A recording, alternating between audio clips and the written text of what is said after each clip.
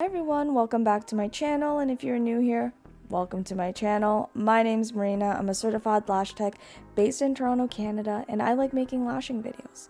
Before I start all of my videos, I do like to put a disclaimer out there that everything that I'm sharing with you guys is very subjective to the methods and techniques that work for me. What works for me might not work for you, so I encourage everybody to go out there and do additional research, watch other videos, and read a lot of articles, because lash extensions is a very subjective service. I feel like it has many different techniques and methods that a lot of different lash artists use, and it's really important to kind of understand that, so that you're not taking anything point blank, and that if something doesn't work for you, to not get frustrated, because you can always keep learning. And through that, I always encourage people to watch different videos. Now, getting into the set today, we are going to be doing a textured volume set in a cat eye. Now, the one thing I want to kind of emphasize for this set is that it is not a strip lash look. And although I have similar looks in my previous videos that say strip lash look, it's more for kind of algorithm reasons that I put that title. But in reality, it's more of a textured look. It's very glam. It looks like falsies. If you like falsies that are very, very like extra, if you like that drama, the glam, this type of look is great for those types of people. And honestly, probably for me, if I were to get lash extensions from a different artist, I probably would request something like this, because I like that drama, I like the volume, I like the length. Now, something I really wanted to focus on with this set and talk to you guys about is how free-handed you can be when it comes to this set. Now, the one thing that you do need to remember is that if the client is asking for maybe a cat eye, you do want to focus a lot on the length being the longest at the very ends, obviously. But at the end of the day, when you're adding spikes into the set, it can kind of look a little different. So I did find that it kind of turned out looking kind of like a doll eye, but because I had the spikes at the arc of her eyebrow, it was still giving that nice lifted look. So she was totally okay with it and absolutely fell in love with the set when I was done. So that's what I mean with these textured sets. You can kind of have fun with it, and it really allows the artistic and creative side of you to come out when you're completing these types of sets. And one thing I also want to emphasize is the application for the spikes. I do have a full separate video on how I make spikes and lash extension spikes. There's 3 different ways that I've kind of learned through my journey of lashing. But this one's definitely my favorite that I'm going to share with you guys in this video. So what I like to do is just grab the tip of the lash extension in a cluster and kind of bring it off of the little strip of lash extensions, and then go ahead and dip half of that lash extension cluster into the adhesive and pull it out, and then attach it to the natural lash.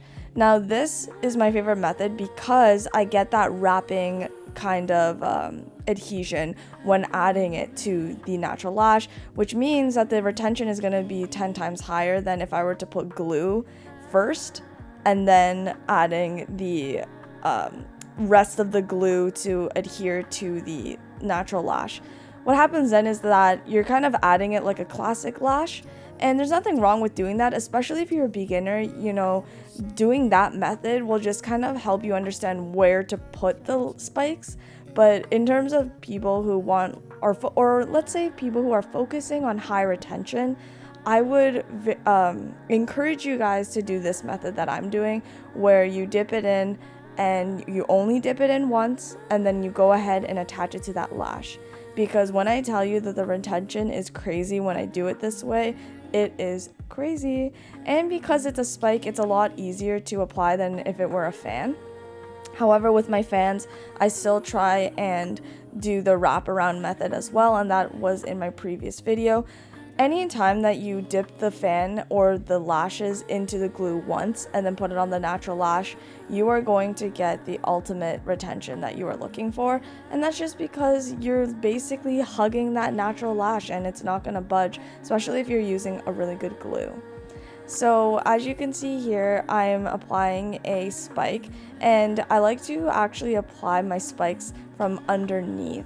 The only time that I might add it on top is if the lash itself is like, I don't know, like if it's sticking upwards or it just looks easier to apply from the top. So again, it's totally up to you how you want to apply your lash extensions, but that's just how I do it.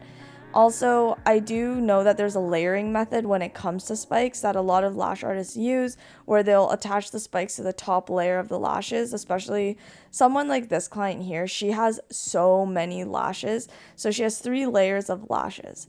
I lash every single eyelash, so yes, it took me a long time, but I don't focus too much on where the spikes go in terms of the layers. I kind of apply it wherever I want. Like I said before, I'm very free when it comes to these types of sets, just because I like to add a lot of texture and be kind of free with it and have fun with it. So if your client is looking for something more organized and like a strip lash look, then definitely work with layers. But I mean, in terms of this, like, my set came out totally fine and I did not work with layers. Something else that you can do to help make your spikes very spiky is using primer, and I did mention this in the other video, and I also do a demonstration on what I mean by using primer. But you can use a little bit of a primer and add it to the ends of a lash extension, and basically what happens is they all kind of like stick together and it becomes super pointy. This set though, what I like about kind of slightly open spikes is that it adds a lot of wispiness to the set. And that gives that nice glam look that a lot of clients are looking for when they ask for sets like these. So I don't use the primer method through and throughout the entire set, but I do like to use the primer method when I am applying spikes in the inner corners of the eyes. There's just something really pretty about having really sharp spikes at the very inner corner. I think it adds a lot of dimension, but also opens up that eye really nicely. But again, like I said, it's totally up to you. You know, if you're adding a lot of wispiness, then I would add more open spikes. Because if you are trying to go for something like an actual strip lash look, then that's when the primer is perfect for that, because then you get these really nice sharp spikes throughout the eye, and then you can map it out in a very organized fashion. So if you wait till the end of this video, you'll be able to see what the final set looks like. And you'll be able to see that the left eye and the right eye aren't super identical, but they are very similar. And that's just to add that kind of fun, glam, drama look that this client really likes. And this set took me probably about 4 hours to do. Again, she has so many eyelashes, natural eyelashes, so you know it's bound to take me that long. But usually, like, volume to mega volume sets always take practically around that time. I've been lashing for about 2 years now, and I'm still trying to kind of increase my lash time and the speed of it. However, I always believe that quality over quantity, you know, like I could only lash 50% of this girl's lashes and they would probably still come out looking extremely full. However, I want to give people a bang for their buck, and I do believe in lashing every single eyelash. If you're a beginner and you find that your sets are taking way too long and you're starting to get clients, by all means, you can lash like 50% of their lashes, or maybe 75%. You don't have to, especially if they have a lot. Like, if they have a lot of natural lashes, like 50% is going to look super full. But if you're doing something like a mega volume, or someone who wants a lot of density and a lot of volume within their set, you're gonna try to aim to get all of those natural lashes as much as possible. Something else that I want to point out is that I do use different curls when it comes to the spikes. So the base of the eye is basically D curl throughout, and then at the end I kind of flick it up with the double D curl. However, my spikes are all double D curl, and there's just something about using an extra curl up that adds this kind of oomph to it. It really makes those spikes pop out, and so I really do like doing that. However, I had this one client who got a C curl strip lash look that I did make a video of if you guys want to check it out. It's a few videos down, and it's just like a strip lash look. It's very organized and not textured as much. It was a C curl all around. I had the spikes were C curl. Usually I would do like a D curl flick on the very end, but this client wanted C curl all around, like both eyes, like very much like singular.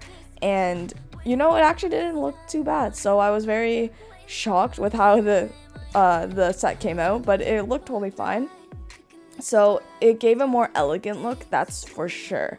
This one is definitely more glam, in your face, like great for clubbing, great if you're a girl who is a server, maybe a bottle girl, like if you guys like to wear a lot of makeup. I like this set for that reason. Like when I want to go out, I'll usually try to look for a strip lash look or a very textured volume look to give me that kind of extra drama that I love. Because usually when I have lash extensions, I don't wear makeup. So this kind of makes it look like that I'm wearing makeup. And it adds a little bit extra drama and darkness to it. And it also makes the lash line super dark, which I love because it kind of makes it look like you're wearing eyeliner. And you just saw that I used my Nano Mister. I did get some questions about my Nano Mister. This is to help cure the glue a lot faster, and I could make a whole video on that on its own. So right now I'm actually just brushing out the set. I just completed the set, and what I like to do is use my mirror to kind of look underneath, and you'll see me doing that in a few seconds, where I kind of look at the lash line. This is to make sure that there's no stickies. You know, when the top lashes stick to the very bottom, or if the lash extensions stick to the under eye pad, you don't want that when the under eye pads are removed, because what can happen is that the lash extension could pop off, or you'll see that the lashes are sticking to the bottom lashes and your client can't open their eye, and then sometimes they get really concerned. But yeah, that's basically it for this video this week, guys. Thank you so much for watching, and stay tuned for a minute and you'll be able to see the final results. I post every Sunday around 6:30. If you guys are interested and really like my videos, I would love it if you would subscribe and hit that like button. If you have any questions or comments, please leave a comment down below. It means a lot to me when you guys engage with my videos, and it's really fun.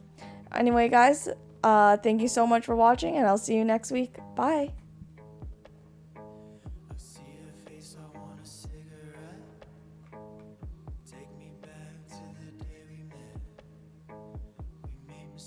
That I don't regret, and now it's getting hard to recollect.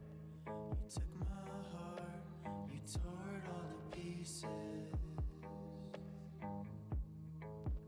I thought that I was right, but I wasn't what you needed.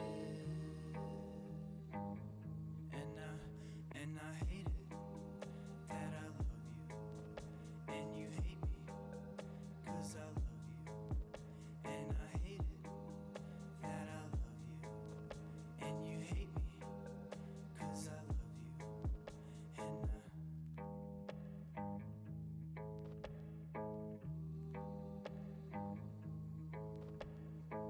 you see my face is just a